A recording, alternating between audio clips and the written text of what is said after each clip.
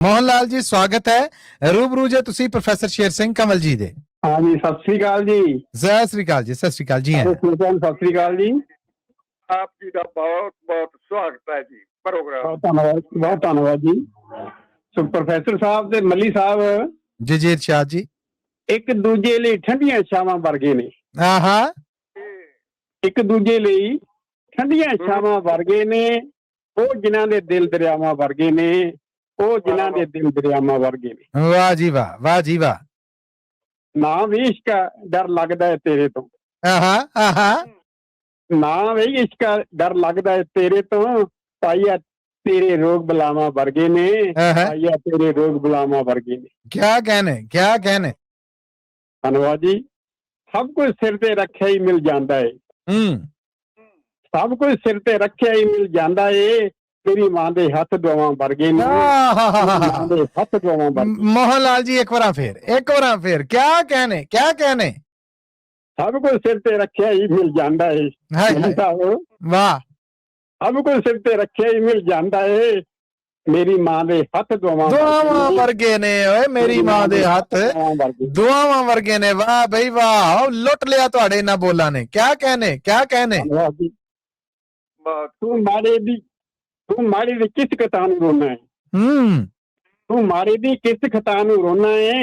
ਇਹ ਕਰਮੇ ਤਾਂ ਆਪ ਖਤਾਵਾਂ ਵਰਗੇ ਨੇ। ਇਹ ਕਰਮੇ ਤਾਂ ਆਪ ਖਤਾਵਾਂ ਵਰਗੇ ਨੇ। ਵਾਹ ਜੀ ਵਾਹ, ਵਾਹ ਜੀ ਵਾਹ। ਕਿਆ ਕਹਿਣੇ, ਕਿਆ ਕਹਿਣੇ। ਕਾਂ ਤੇ ਕਾਂ ਨੇ ਗੱਲ ਕੀ ਕਰਨੀ ਕਾਵਾਂ ਦੀ। ਕਾਂ ਤੇ ਕਾਂ ਨੇ ਗੱਲ ਕੀ ਕਰਨੀ ਕਾਵਾਂ ਦੀ। ਹੁਣ ਤੇ ਸੌਂਦੇ ਬਾਜਵੀ ਕਾਵਾਂ ਵਰਗੇ ਨੇ। ਸੌਂਦੇ ਬਾਜਵੀ ਕਾਵਾਂ ਵਰਗੇ ਨੇ। ਕਿਆ ਕਹਿਣੇ, ਕਿਆ ਕਹਿਣੇ। ਮੱਲੀ ਸਾਹਿਬ। ਇਰਸ਼ਾਦ ਜੀ ਇਰਸ਼ਾਦ। ਮੱਲੀ ਸਾਹਿਬ ਹੱਸਣਾ। ਮੱਲੀ ਸਾਹਿਬ ਹੱਸਣਾ ਹੱਸਿਆ 100 ਫਤਵੇ ਲੱਗਦੇ ਨੇ। ਹੱਸਣਾ ਹੱਸਿਆ 100 ਫਤਵੇ ਲੱਗਦੇ ਨੇ।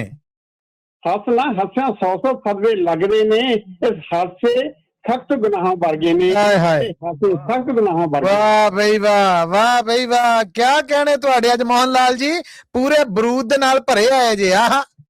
ਇਤਿਹਾਸ ਸਖਤ ਗੁਨਾਹਾਂ ਵਰਗੇ ਨੇ। ਧੰਨਵਾਦ ਜੀ। ਮੱਲੀ ਸਾਹਿਬ ਆਖਰੀ ਲੈਣਾ ਨੇ ਜੀ। ਹਾਏ ਹਾਏ। ਮਾੜੇ ਘਰ ਵਿੱਚ ਖੁਸ਼ੀ ਮਰਗਾਂ ਵਰਗੀ ਏ। ਮਾੜੇ ਘਰ ਵਿੱਚ ਖੁਸ਼ੀ ਵੀ ਮਰਗਾਂ ਵਰਗੀ ਏ। ਤਕੜੇ ਘਰ ਵਿੱਚ ਸੋਗ ਵਿਆਹਾਂ ਵਰਗੇ ਨੇ। ਤਕੜੇ ਘਰ ਵਿੱਚ ਸੋਗ ਵਿਆਹਾਂ ਵਰਗੇ ਨੇ।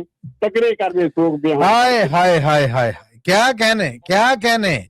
ਤਕੜੇ ਘਰ ਵਿੱਚ ਸੋਗ ਵਿਆਹਾਂ ਵਰਗੇ ਨੇ। ਸਤਿ ਸ੍ਰੀ ਅਕਾਲ ਜੀ। ਧੰਨਵਾਦ ਸਾਹਿਬ। ਪਹਿਲਾਂ ਤਾਂ ਜੀ ਇਹ ਦਾਦਾ ਲੈ ਜਾਓ ਨਾ। ਵੇਖੋ ਨਾ ਤੁਹਾਡੇ ਵਾਸਤੇ ਜਗਤਾਰ ਔਲਖ ਜੀ ਨੇ ਜਿਹੜੇ ਉਹਨਾਂ ਆਖਿਆ ਕਿ ਗ੍ਰੇਟ ਚੁਣਾਵ ਕੀਤਾ ਜੀ। ਕਿਆ ਬਾਤਾਂ। ਬਹੁਤ ਬਹੁਤ ਧੰਨਵਾਦ ਉਹਨਾਂ ਦਾ ਜੀ। ਜੀ ਇਸ ਤੋਂ ਬਾਅਦ ਅਰਸ਼ਦੀਪ ਸਿੰਘ ਹੋਣੇ ਨੇ ਜਿਹੜੇ ਉਹਨਾਂ ਨੇ ਆਖਿਆ ਵਾਹ ਕਿਆ ਬਾਤ ਹੈ YouTube ਰਾਹੀਂ ਜੀ। ਬਹੁਤ ਧੰਨਵਾਦ ਜੀ। ਜਸਪਾਲ ਸਿੰਘ ਵਿਰਕ ਜੀ ਨੇ ਜਿਹੜੇ ਕਹਿੰਦੇ ਨੇ ਮੋਹਨ ਲਾਲ ਜੀ ਵਾਹ ਕਮਾਲ, ਵੈਰੀ ਗੁੱਡ।